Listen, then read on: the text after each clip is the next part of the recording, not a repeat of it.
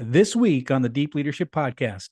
If you want to be a leader, get yourself a coach or a mentor and find out, what are the pieces, the capacities of leadership that you need to develop and blend those with who you are as a person, and you can't help but be successful.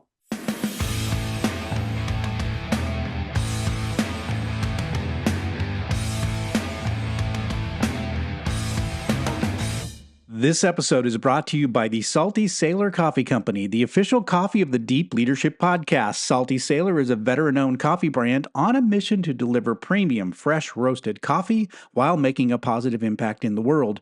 Their motto is drink coffee and do good, which reflects their commitment to making amazing coffee and actively supporting the military community. 10% of every order goes to the Navy Marine Corps Relief Society, an organization dedicated to helping sailors, Marines, and their families in times of need.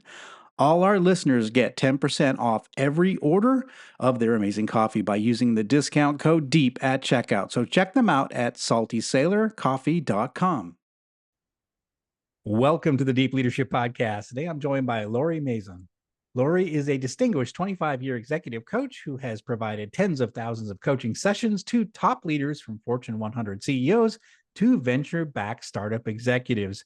She is the co-founder, president, and chief coaching officer of Sounding Board Inc., which offers a tech-driven, human-centric approach to leadership development. As the go-to leadership development firm for forward-looking companies like Chevron, Sprint, Citibank, and others, Lori and her team have developed capabilities that produce immediate, positive business results. Lori has put these strategies into her new book, Leadership Revolution, the Future of Developing Dynamic Leaders. And I'm excited to have her on the show to learn more about how we can develop dynamic leaders through more modern training practices. So, Lori, welcome to the show. Hi, John. Happy to be here. It's good to meet you. And I'm really excited to talk to you. You've got a lot of experience in coaching executives, in teaching leadership, and I want to learn from you today. But first of all, let's dive right into it. What is your definition of leadership? Yes, well, I was really excited to start with that question because my definition of leadership is very simple. A leader is someone who people want to follow. So if you have no followers, you are not a leader. And since the subtitle of your book, Becoming a Leader Worth Following, I figured we're pretty close together on our definition of leadership. I absolutely love that. And I say that often to people, like, as a leader, every once in a while, you should turn around to see if there's anyone following you. Because if no one's following you, you're not really doing a good job as a leader. That's a fantastic Yeah, you're not definition. actually a leader. Yeah. And that kind of leadership, you can apply it in any situation that you want. It can be formal leadership like a title, but it Right. also can be formal leadership, right? Where you're leading a group of people or a team or a community or a family or whatever it is. So it's not exclusive to people who are named leaders. Yeah, and that's a really good, interesting point. I have a friend of mine who wrote a book called Leadership from the Middle, and it was talking about like how there were leaders all throughout the organization. And he said, Yeah. like almost everyone who's a leader has a follow me moment where they say, "Hey, let's go do this," and then suddenly they're the de facto leader of that group. And I've seen it, and time again, running organizations, is that you see the natural leaders in groups, and I'm looking for the natural leader, and it's not necessarily based on rank or based on position. It's usually based on Oh. their level of influence with a group. Yeah, or their desire. So one of the things maybe to debunk just a little bit is natural leaders. Like really anybody can step up and be a leader if they want to. And whether you're a natural born leader or not, right? It's like Right. if you are leading and people are following, you're a leader, whether that was acquired or naturally born. Right, exactly. Yeah, that's an important point to mention, is that it doesn't necessarily, yes, some people, and it's a small percentage of people that are born with natural leadership ability, but you don't have to have it to be the leader. Yeah, that's Yeah, it's fantastic. nice. Like it's a nice, bump if you have it, but not at all required. Right. Exactly. Exactly. So one of the things I'm excited about is this idea of a leadership revolution, which is the name of your book. You say we need a leadership revolution, and explain why Yes. you think that that's the case. Yeah, so particularly in leader development and growth, we are still developing leaders, as somebody said humorously, like it's 1999, because the majority of approaches and tools and training that we use were all developed in the last century for work environment that's very different than the current work environment. And the powers that be that develop leaders haven't really caught up yet with the change and what's going to be needed to develop leaders for the future environment versus the past environment. I see this as a big challenge, and I've talked to a lot of people since the pandemic and following the pandemic about this subject, because I think the workplace has changed dramatically since the pandemic, especially, and I think there more and more pressure is on employers to be great leaders, because right now, their company, employees have no reason to stick around, right, unless you create a situation where they want to stick around. That's And so I exactly think right. it's a different environment completely. It's a different environment, I think, since the pandemic, for two reasons. Now you have remote or hybrid work versus in-person work. And secondly, I think during the pandemic, people started having a better experience of work-life and balance, and kind of coming to grips with their own sense of values and saying, I want to work at something that's meaningful for me. But that was just the last little piece, because really the work environment has changed since the last century. Like, we now have six generations in the workforce Mhm. versus two or three.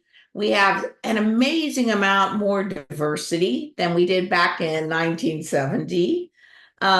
We have this younger generations who are wanting more meaning and not just to work for the sake of working.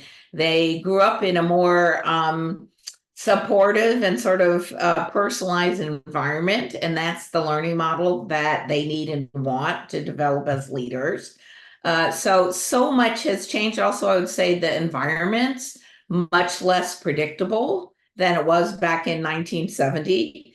And it's also much more global and visible with social media than it was in the last century.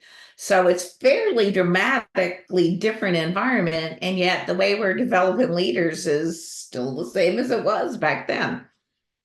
Yeah, I definitely see that as a challenge. The other thing I would say too is that the kind of problems that we're trying to solve these days are complex, and one Yes. smart guy in a corner office or a smart woman in a corner office is not going to solve the problem. You need the collective wisdom of a team to be able to solve these tough challenges. They're so complicated, and they're changing and evolving so quickly. You can't just have the guru in the corner office, the Steve Jobs who had all the answers. It Oh, doesn't exist anymore. no, it doesn't work that way. And the sort of the need to handle those problems is pushed down in the organization. So you Yes. just think about diversity, that diversity isn't handled in the C-suite. It's handled on the production floor. It's handled way lower down in the organization than it used to be handled. So even up and coming new managers and middle managers and novice leaders need a much broader set of approaches to be able to deal with that complexity they're faced with now that they wouldn't have been faced with 30, 40, 50 years ago. Yeah, yeah, I definitely see that as a big change, a big shift, and a big challenge. And again, I do agree with you. I feel like most of our training, leadership training and development is outdated. And I'm a Gen Xer, and I'm even admitting it. I recognize that the way I learned how to lead is wrong compared to what the workforce Yeah. is today. Yeah, I think one thing that I think is proliferated is the idea that everything can be solved by skills. Mm. And the basic like skills training started in the 70s with oceans training for safety. And when people saw that actually had impact, they like just generalized that to everything. So even very currently, people are talking about upskilling, reskilling, but it's still at the very foundational level of skills. And skills themselves, though needed, is not enough to be an effective leader. You have to be able to put those skills together in groups. You have to be able to apply those skills in your specific context, with your specific environment, with your style as a leader, with unpredictable circumstances.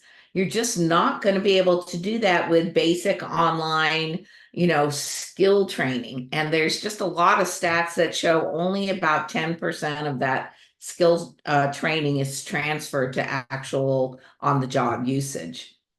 It's So that interesting to means bring. all that money is going in and 90% of it's just wasted.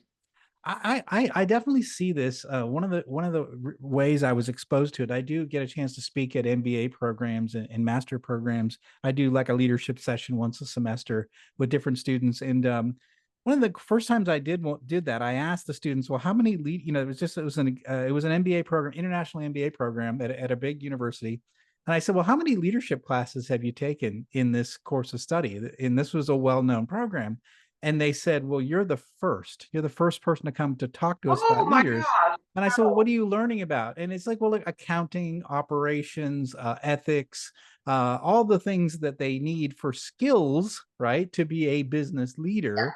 But missing out on the most important thing, which was like, how do you manage people to get difficult things done, which is what you're going to be doing in your. So it was interesting that the skills that we were teaching were sort of peripheral to leadership and not Yes. actually essential to leadership. Yeah, I mean, I have sympathy a little bit for that, which is it's really hard to teach leadership. There isn't one way to be successful as a leader. And the last century, there was a lot of research. If you just have these five skills or these three traits or something, you'll be a good leader. And clearly, that never was true and never worked, because if that were true, we would just all do those three things and be successful. But no, it's not that simple. And so I think it's hard for people to try to figure out how to teach something that's so intangible. And it's Mm. much easier to teach the very tangible, accounting tools. Yes, we can teach that. How to lead an accounting function. No, we actually can't teach that. Right. Or how to be a CFO and advise an entire company. It's hard to teach that because those skills are much harder to understand, acquire, and apply.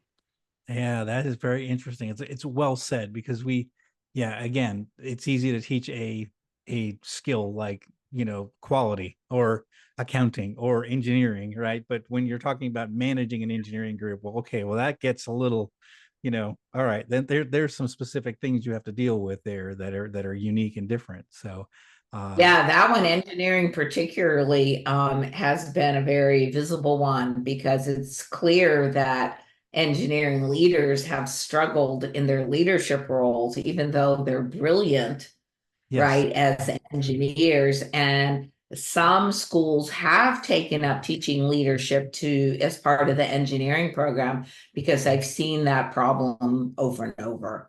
yeah, My actual coaching business that I did for a long time, my little tagline was transforming brilliant scientists and technologists into exceptional leaders. Because these people are brilliant, they're amazing at what they do. But if you were, say, a microbiologist, your entire education was like looking in a microscope. It had nothing to do with the people around you. And now you're suddenly the CEO of a biotech. Like, what do you do? it's really interesting. I often say to people, I'm a recovering engineer because I have a technical background. I've studied engineering. I'm a mechanical and nuclear engineer, but that's not. But I quickly found that that's not how you get things done in the world, right? It's just through technical skills. You Yeah, need people, and I you love the need people side of people. it. But I think I'm a little bit of an unusual technical person, right? In that I enjoy the people side of things. Yeah, and I guess my question to you would be like, how did you learn to become a leader when that wasn't any of your training or background? Yeah, well, I think for me, I always tell the story like I got thrown into a leadership job when they locked the doors on the submarine and said you were in charge of this group of people, and like you sort of figured it out. So I had a great opportunity to do that at a young age.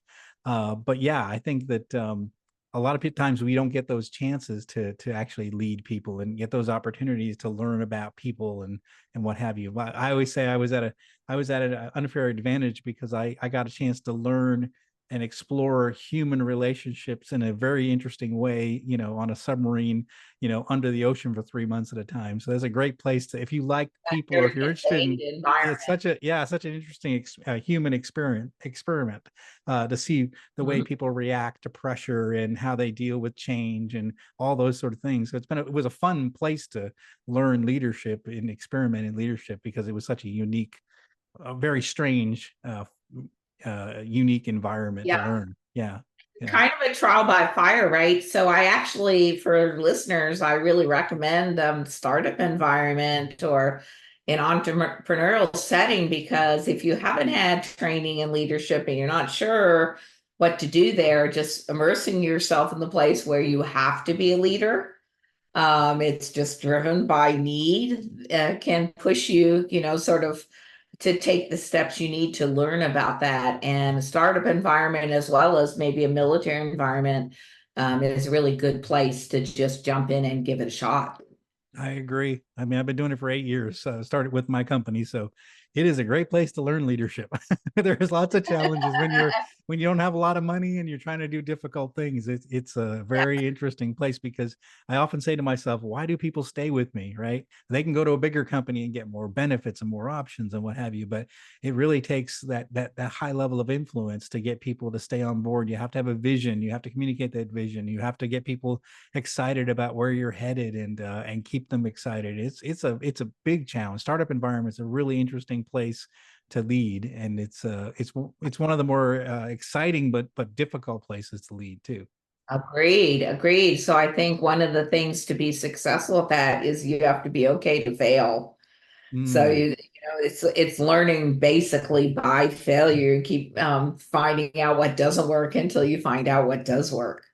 Yes, yes, yeah. And I'm a big proponent of failure. We talk about on the show how we learn quicker through failure than we do in any other way possible. So, and I think that if we give people opportunities to fail in a controlled manner, they're going to learn leadership quicker through that process, through mentorship and giving people challenges where they get a chance to develop those skills in Yeah. a controlled Yes. environment is a great way to do it. So, Yeah, so I can give a little plug for coaching here, because although coaching also involves a lot of failure, the concept of having a partner with you to try to navigate some of this tends to accelerate that development as a leader. And the way it does it is that partner helps you shift how you're thinking about things. So that's also what failure does, but because our brains are very habituating, we often have to fail multiple times before we figure out, wait a minute, I need to think about this differently. And what a coach does is can kind of short circuit that a bit and help you understand, here's how you're thinking about it now, and here's a few other ways you could adopt to think about it and really change your mindset. And then once your mindset's changed, you can attach new behavior to the new thinking, and that tends to make it stick over time. I love that. And again, listeners, you're listening in. If you don't have a mentor or coach and you're really trying to become a better leader, you really should consider getting one. I think it's a great way. I always had a mentor as I was coming up. I mentor two CEOs myself right now. Yeah, I think they, just had one session today and he said, I appreciate these sessions so much because I have someone I can talk to because I can't talk to anyone else, about these issues. I can't talk to my team. I need you.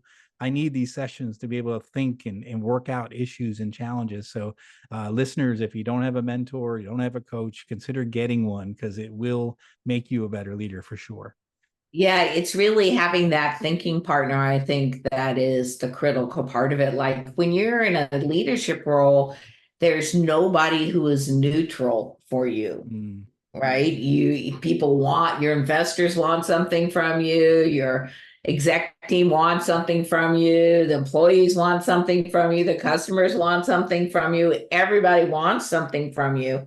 So to have this outside person who's neutral and yep. can just help you think through things and challenge you and point out the blind spots you might not see yourself, just entirely valuable. I just actually don't know any successful leader who hasn't had that kind of thinking partner. I agree so much for sure. So what are some new ways that we need to be thinking about developing leaders? You mentioned skill-based approaches don't necessarily work, that the workforce has changed, the role of leaders has changed. So what are some ways that we need to be thinking about leadership development going forward? Yeah, so we use the terms horizontal and vertical development. Horizontal being you're adding skills at the foundational level. Vertical being you are figuring out how to apply those skills in sets in a specific context with a specific outcome in your own style in unpredictable environments. And that kind of art of leadership really requires a different kind of development than those financial foundational skills. And I always say this thing, don't just upskill, up level. Hmm. In other words, your thinking has to change. So, what you're thinking about as a new manager and how you're applying skills there is very different than what you're thinking about with a much larger team and having to navigate across an organization.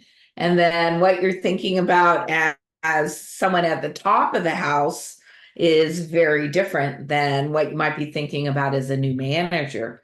So this change in the level of thinking and then that influencing how you're applying your sets of skills um, really can't be taught in the training environment. It really takes an individual or a group of individuals to help you think differently. And so, in the age of AI, I actually think, the human experience and a really more of a personalized development is going to be the way to go. Not that AI can't help, it can help you very much with the foundational things, but it's not going to be able to help you with the context driven, unpredictable, what is the environment doing right now kinds of things, because AI is based on what has already happened. It is not based on what might be happening coming down the line. That makes sense. So essentially, what you're saying is that a cookie cutter approach to leadership development is not appropriate these days. So you should seek out a customized approach to be able to learn leadership at the level that you're at and the level that you're trying to get to. So that means, look, you can read a book about leadership, or you can watch a video on it, and that's okay for foundational purposes, but you really need customized focused training to be able to get you to where you're trying to get to, like an athlete. Like, I'm a pitcher, I'm not just a baseball player, I'm a pitcher, so I'm going to get a pitching coach Yeah. that's going to help me, because I'm a curveball pitcher, and I'm going to get a pitching coach who specifically works on curveballs to be able to Yeah. become a better curveball pitcher. So you're looking for that really specific. Is that what I'm understanding? Yeah, very much so. And athletics is a really good example because you don't see anyone getting to the Olympics or getting to the top of their game without a coach. And why would you think, as a leader, you can get to your top of your game without a coach as well? I think what's different for the new environment is because of technology, we can use software to really support this kind of more personalized one-on-one development without it costing an arm and a leg. I think people in the top of the house have taken advantage of coaching and mentoring for a lot of their career, but it was very expensive and behind closed doors. And now software is allowing us to provide this really to all leaders in an organization, and even all potential leaders in an organization. And, the research shows, right, the more employees have ownership and leadership ability in the organization, the more successful the organization is. Yeah, that's for sure. So what would it sort of like real or practically look like with AI approach to customized leadership development? Is it software? What would it look like physically for Yeah, the leader? so I mean, this is actually the company that I operate provides this. So the software is there so that coaching and mentoring can be distributed company wide. Hmm, And it includes all the things you need: the admin support, the scheduling, the video, the tracking, the progression, the impact, all of that's available in the software. I think what AI can offer is a statement of patterns that might hmm, be visible in the interaction between, say, the mentor and the mentee, or the coach and the coachee, that may not be visible to them in the moment. I see. So getting a little feedback after the fact, kind of like, hey, here's some things you talked about. Here's your action items. Here's some things to forward the conversation or to think about for next time. Like, it's just very helpful to almost keep a record of your development. What it can't do, though, it can't do what the coach can do, which is like delve into your thinking about why you are operating like that, and Yeah. help you change that thinking to some other way of operating that then is more successful for you. Yeah, that makes a lot of sense, and I do encourage listeners that you do utilize AI to get you can get some interesting insights. I know, for example, I run all these interviews through AI when we're done, and it like summarizes. Here was the key points we talked about. I'm like, I don't remember that being a key point, but that is a really, like it's sort of interesting how it sort of finds and identifies things that maybe you missed or you overlooked or you thought didn't think of it as a serious thing. So yeah, I do think that those tools are really helpful. And this is coming from a Gen Xer where I'm like, okay, that's kind of cool. Like that found that little nugget of information. I didn't really realize it was there. Yeah, or maybe just kind of slipped away and that's bringing it back up to the surface. So something like AI is really useful as a support tool Yeah. for coaching and mentoring. And then you have software there for deployment and measurement of those learning opportunities. And then all of that's there supporting the human, face-to-face interaction that we're saying is so critical for leader development. Yeah, that makes a lot of sense. So, you've been doing leadership and executive coaching for a long time. So, what are some things you've learned over these 30 years that you might want to share with our listeners about things you've observed or things that are really critical for successful leadership? Yeah, I'll say one thing, which is there's not one way to be a good leader. Hmm. What really makes a good leader is when people blend a set of skills with who they actually are authentically as a person. And that is what is the magic, that blend. I would say a second thing is there is a fundamental capacity that leaders need, and I call it either central equilibrium, or sometimes like the internal compass. And the idea is no matter what's going on, how many forces are, coming at you, that you are maintaining your internal balance. The analogy I use is like being the center of the storm, like, that like little quiet place that's in the middle of the Yeah. hurricane, and you can kind of see everything swirling around, but you're personally not being hit. That internal stability is like a core capacity for leaders, because others will follow you and trust you if they feel like you are not going to fall over. It's scary to people if they push on you and you lose your balance.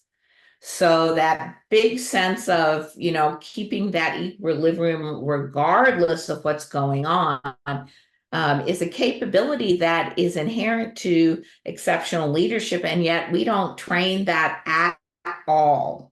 Like Mm. maybe in the military, you may have had some training like that. I got that training through the martial arts.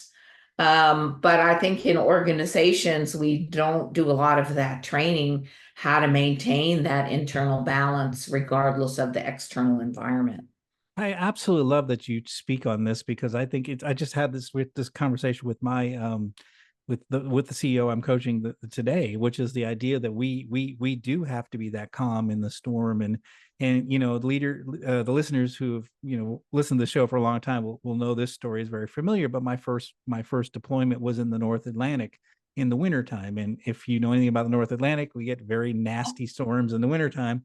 And we were in a storm for 7 days in the North Atlantic. And I remember just everyone was sick. It was, the ship was kind of being tossed about.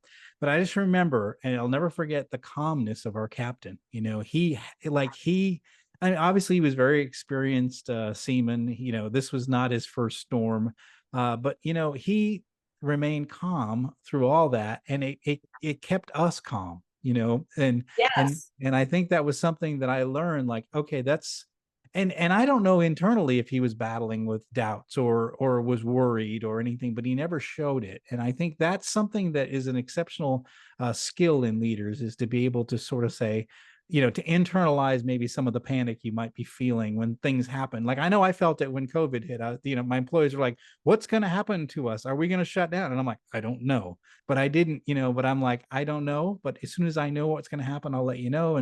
But it's sort of like taking that in, but not actually showing that you're panicking over this. Right. And you're making a very good point, which is you cannot know and still remain confident and balanced and not show your stress. Like knowing it, you don't have to know to maintain that balance. Yeah, yeah, and I Yeah. think part of that is we were talking about this maybe with another guest or someone I was talking to recently, the idea of giving yourself a little bit of distance so that when you do get faced with bad news or challenging things, is that you don't react. You have a chance to respond and have Yes. that moment of clarity, or that moment of distance from your emotion, to be able to have a response and not a reaction to a problem. Oh, 100%. I would say that's in the probably the top 10 items I work on with people. Because when people are very committed, they sometimes just get in too close to things. Yeah, And yeah, if you're that close, you actually can't see what's happening. Right. I use a little example where I say, put your hand on your nose. And if you do, all you can see is this big blur of your hand. You can't see anything yeah, behind your hand, but if you just move your hand out a little bit, now you can see your hand and everything around it. So that little bit of distance from whatever you're engaged in is actually super helpful for giving you that space to maintain your balance and be responsive versus reactive. yeah, yeah. That's such an important skill, and it's hard. And I was it was actually the CEO I was coaching today. I was talking to about, and I said I wasn't this way when I was younger. I was a hothead. So I was like, I was like, why is this broken? Why is this not operating?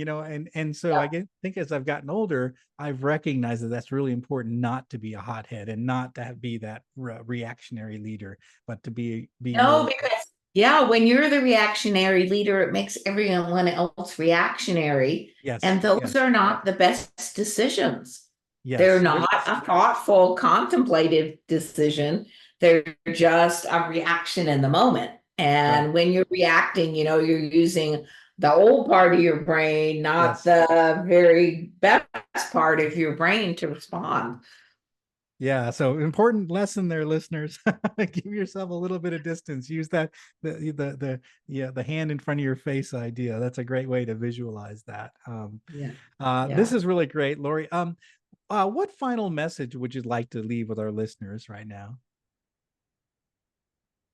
I would just say if you want to be a leader, get yourself a coach or a mentor and find out, what are the pieces, the capacities of leadership that you need to develop and blend those with who you are as a person, and you can't help but be successful. No, fantastic. Great piece of advice, listeners. And I highly encourage that you think about that over the course of this week. And if you want to be a better leader, it's a great way to be thinking about leadership. So, Lori, how can people find out more about you, your company, and your book, Leadership Revolution? Yep, you can find Leadership Revolution on Amazon and any of the online distributors. You can find my company at soundingboardinc.com. You can find me on LinkedIn at Lori Mazan. And I would say if you're wanting to get a coach for yourself, Sounding Board has an individually designed coaching opportunity as well. And you can look that up at soundingboardinc.com/accelerate. Fantastic. We're going to put links in the show notes for all of Lori's resources. And again, listeners, if something in this conversation that Lori mentioned really strikes you, is interesting, that you want to find out more information, we're going to have links to her website, to LinkedIn. Reach out to her, ask her questions. This is why we bring on experts like Lori onto the show. And so you have somebody that you can go to that has been thinking about these things for 30 years, and she can answer your questions. If you're looking for a coach, they have coaches available. They can get you a coach. And guess what? Most of your company is going to pay for that. So, get yourself a coach. If you want to be exceptional as a leader, if you want to be a leader worth following, get yourself a coach, get yourself a mentor, and don't try to do this alone. You can't do it alone. I've always had a coach. I coach leaders. I highly encourage you to do that. And again, I highly encourage you to reach out to Lori and ask her questions. If something in this conversation really sparked interest to you, I highly encourage you to do it. So, Lori, I want to thank you for coming on the show and sharing your experiences and sharing all this information, especially about the book, Leadership Revolution. I really appreciate it. Thank you. My pleasure. Really enjoyed the conversation. I did as well. Well, that's it for today. Thank you for listening to Deep Leadership. If you like this podcast, please subscribe and share so we can continue to build a world with better bosses. Until next time, this is John Rennie saying take care and lead well.